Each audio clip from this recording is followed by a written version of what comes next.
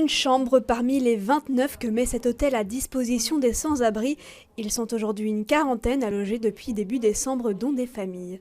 Elles sont orientées via Prus-Help, qui est le service régional d'accompagnement des personnes sans abri, ou via le CPS donc de Molenbeek-Saint-Jean.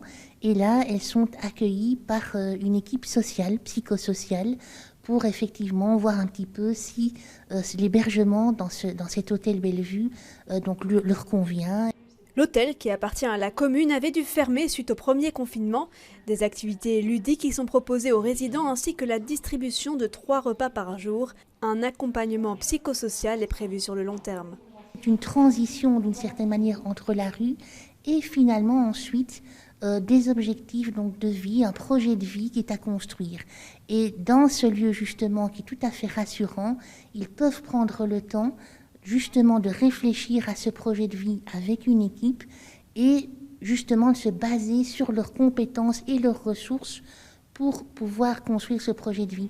Une initiative financée par la région qui est à l'origine d'un partenariat entre l'hôtel Bellevue, la COCOM, Prus-Help, le CPS et Molenbeek, une commune solidaire.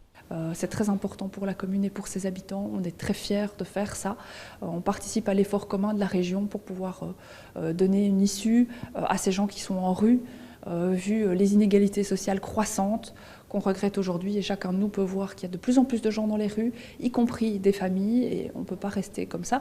Grâce à la COCOM, les hôtels qui le souhaitent peuvent accueillir des personnes dans le besoin sur base de ce subside régional. L'hôtel Bellevue est ouvert aux sans-abri jusqu'au 30 avril 2022.